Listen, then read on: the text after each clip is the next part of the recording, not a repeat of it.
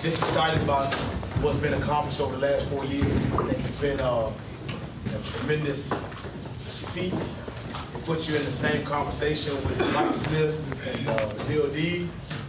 And it just means a lot for our football program and our community. I talk about that every single year. This is a senior class that's not finished the season without playing in the state championship, and I think that's a tremendous honor, and I think it's a tremendous accomplishment for our football team and our football program.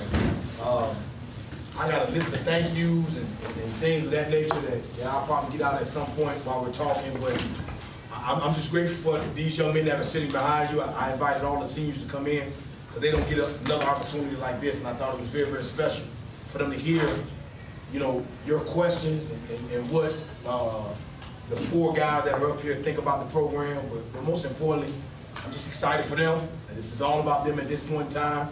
You know, it's just tremendous. I'm kind of, for once, at a loss for words, to be honest with you, because you know, you think about things like this, you hope you get opportunities like this. The pit of my stomach was rumbling all morning, not knowing what the outcome would be. But like a lot of the coaches have said on my coaching staff, like, we have a bunch of guys that just don't quit.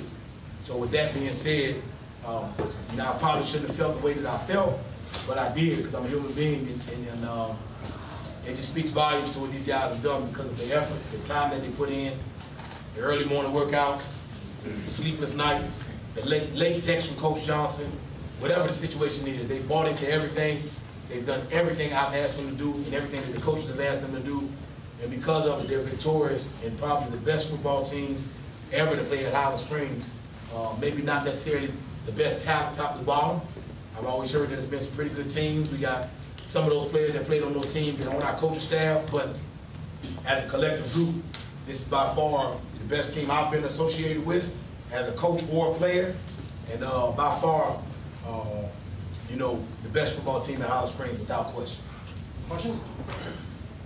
Lauren, I mean, teams don't have the kind of expectation that Highland Springs had this year. I don't know that anyone's ever expected a team to win a state championship at the beginning of the year, but people expected Highland Springs to do this back in August. What was it like? And I really, for you guys, what was it like dealing with that kind of expectation from yourself and from the outside? Buying in, just putting the same amount that we buy in back in 2015, going in, buying in the same amount now, because it's really the same recipe. It's just the execution of it. I think,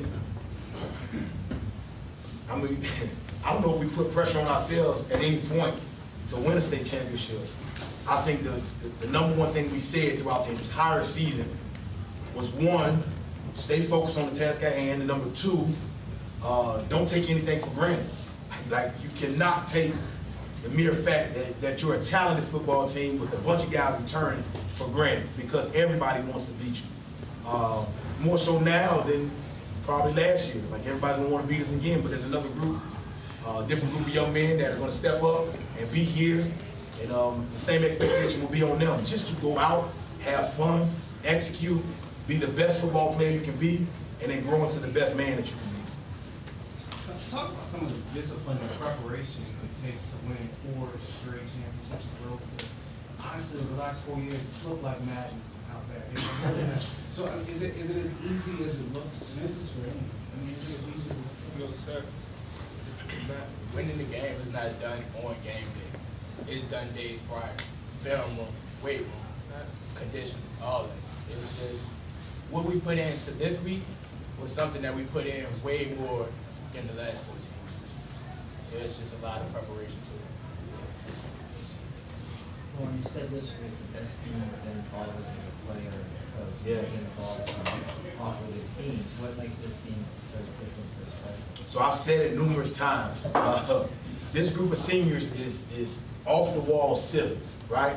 I've tried to say it many different ways, but they drive me crazy asking them to stop laughing, stop joking, stop talking. I fussed at them getting off the bus last night, said a few choice words to Caleb Morris as he was getting off the bus last night, said something to Tremaine Toward last night. They would drive you bonkers. But in the same token, in the same breath, the way they drive you crazy is the way they prepare for games.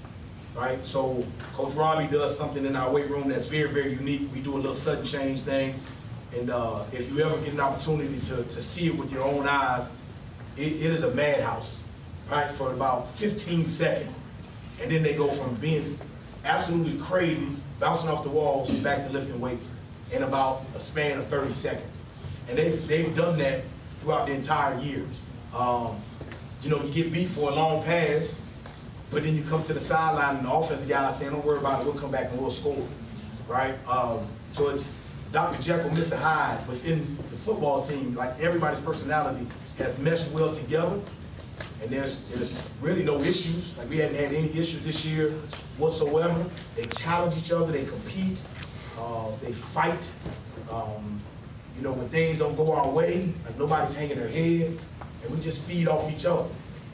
And it's kind of been growing as a culture in our program, you know, for years now, but it's been accentuated with this group that no matter what we do and how we do it, like we're going to continue to move forward and forget about what happened on the last play, the last drive, the last game, and just drive on. Monte, did you notice that they were calling your name wrong the whole game? Did that even register with you? It's a walk. I didn't really pay attention to it. I just played my game, did my job, executed what Coach J asked me to do, just played my game. Monte, how many passes do you think he's thrown over the years to be as accurate as you are on deep balls, putting balls on slants in spots where only your guy can get it? What does it take to get that type of accuracy? I think it's pretty much like after practice, like as soon as practice over, I just get the receivers, stay back, spend the time with them, make sure I know who I'm going to, know how fast they is, how much pressure I need to put the ball, how much heat I need to put on the ball, things like that. So when it comes down to game time, it's like, it's just regular, like it's just normal to just throw a slant, a dig, a fade ball, because I just know who I'm throwing to. I'm seeing them in the huddle, make sure I know who coming in and out the game, things like that. So it's just pretty much normal. They also play a game when practice is over. They try to get me to stop conditioning if they hit the crossbar on the goalpost. It's only a couple people that hit the crossbar. Like the pinpoint precision comes from a multitude of people on the team. Like, they don't all get to play quarterback, but there's a couple guys sitting behind you, and there's probably one or two at the table that they play this game. They do a pretty good job at it. We never stop conditioning them. Very good. He's probably the best of all of us. For any of you guys, Coach Johnson was talking about sending texts to players and they got shot crazy. Have you received texts from him yourself, and you drive him crazy? Does he drive you crazy? Tell the truth. Hey, we singers. Yes. Hey, but over the 4 years, I mean, Coach Johnson has always pushed us to our limit, always pushed us to the max. So just him doing that from February to August, it really lightens it down from September to December. So it's really all about that off-season preparation that he gives us. T-Man, this time last year, you were hurt. How were you able to overcome your injury and come back and play on the high level that you were able to play this season? You did a remarkable job. Well, I worked hard to get back to where I used to be after my injury, so then after that, I just never thought about the pain of the way, so I just came out and played football. What did that feel like last year when the team won and you weren't on the field? It was 2 years in a row. Contemporary year, I was in 10th grade, so I had people above me, so I didn't play that state champion. Then I came back and got hurt, couldn't play that one. So then I had to come out here today and put my all into it. You better receiver or DB? Coach, you and Yes. Christian, some X's and O's from today. Josh Brees goes for over 200 yards on this field against you 2 years ago. Not even close as a team today for Stonebridge. How'd you guys prepare for the running games? Like I said, just beginning of the week, that straight film study. Looking at their tendencies, looking at how they line up, how we're going to line up to them. We already did the physical preparation for it. It's all mental, playing against a team like that. Coach, Christian seemed like the leader because time after time in the first half, you stop him, a yard gain, he's coming off the side. He's the first one getting contact if he's not making the tackle. Was that kind of part of the game plan, that he would lead the charge that way? So, you want to ask me about any defensive game plan? Like, I got to defer to Coach Simmons, right?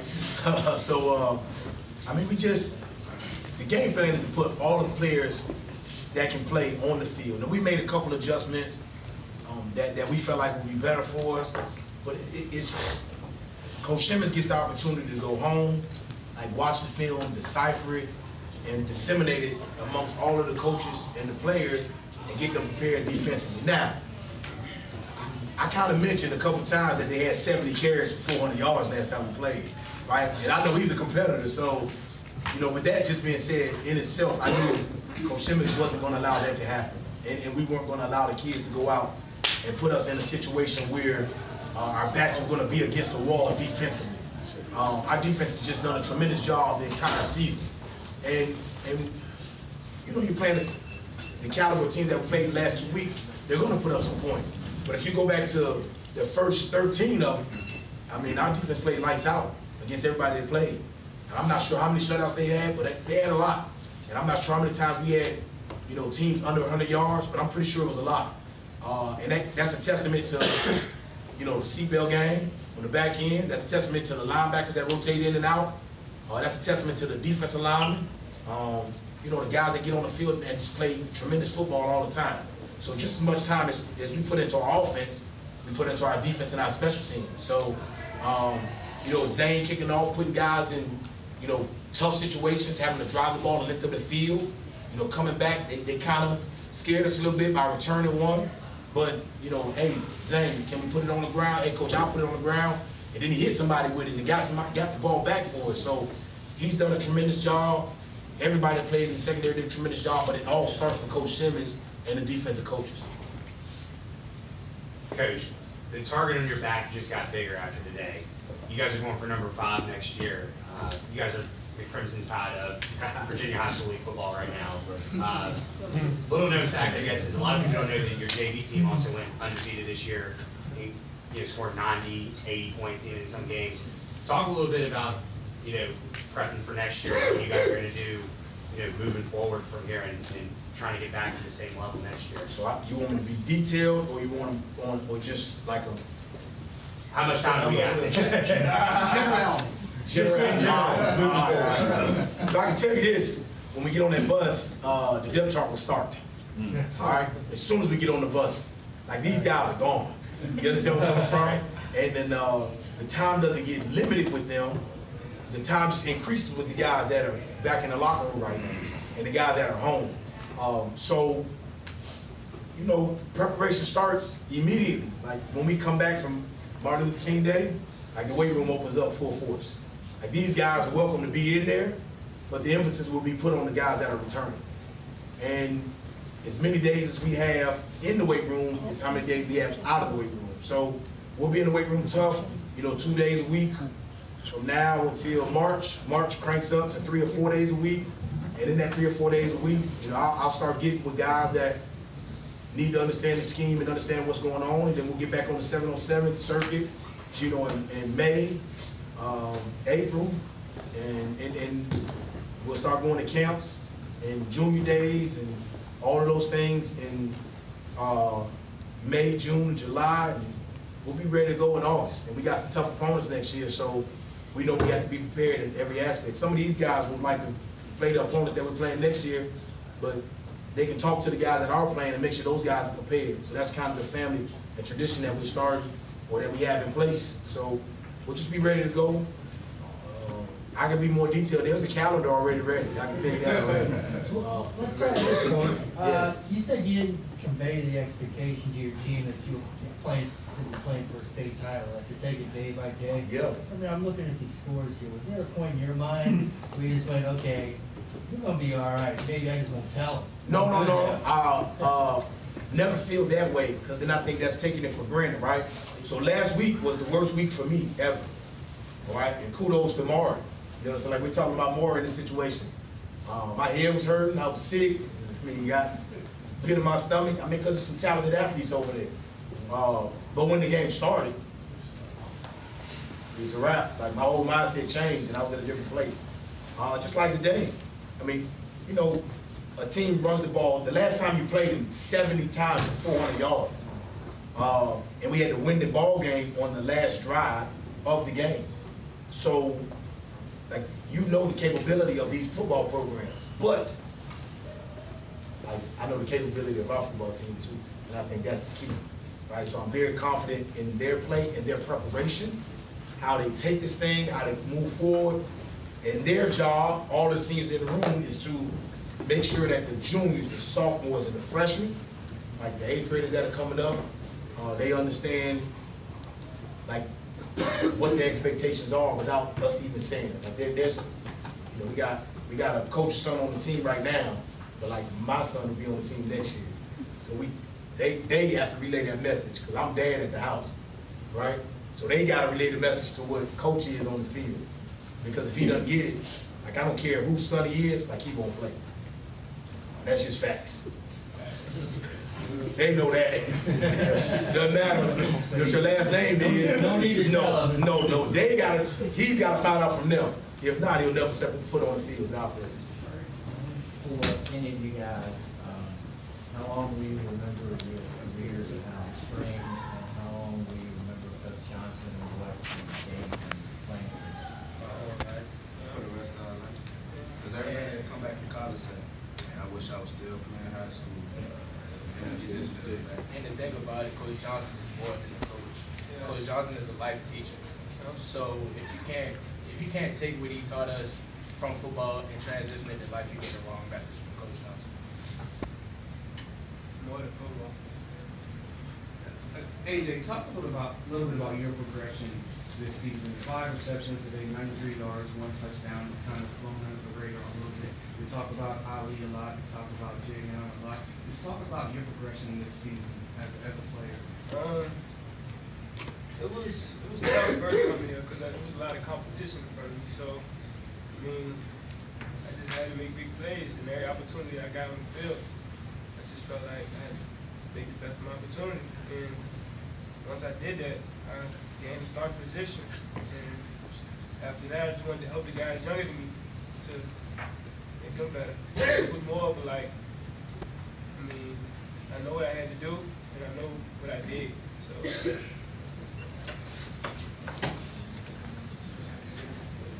AJ caught on quick. He won't know over there at first. So he came over here, we all outside, we just running around checking each other. We like, AJ, what you doing? Ain't gonna work. So then we started giving them some tips, telling them what we do over here, and now they're talking. So he caught on and took advantage of it. Yeah, it's a lot of competition at practice, so it makes me better every day, and it makes our DBs better every day. So us going at that practice every day makes you a better player. So I mean, that's what I get all my skills from. It's bragging right. It's bragging right. So if you get burnt, you gonna hear it for the rest of the week. You gotta check some of that. You gotta burn some of that. Because if you don't, you gonna hear it for that whole practice, the next practice. You take everything to the heart at practice. Like you got this drill that we go through, 2-minute drill. I feel like you're in a game. Like everybody want it bad. Like you want it bad. Coach Johnson might argue with Coach Simmons. It's team for team, it's 2-minute drill. It's team for team. 2-minute drill, we don't even know each other. It's all It's team for team, man. From a collegiate standpoint, what is he thinking? Are we thinking about that yet? I'm undecided. Just looking for a program that wants me just as much as I want to play football. So, Just want a program that made me just feel home. Going from a winter program, kind of like losing, it's a lot of work I feel like I'm gonna have to do to help the team, to help get a winter program, Paul, you have questions? Yeah, AJ, when you're running your routes and you get a step on a guy, how confident you feel the ball's gonna arrive from, Devontae? We're very confident. Like you said, after practice, he knows his receiver, so to me, he knows he can put it up there and I can get it. But coming out of his hand, I feel very confident. I know it's gonna be on point. My job to catch the ball. Once they know if we open, you don't know it.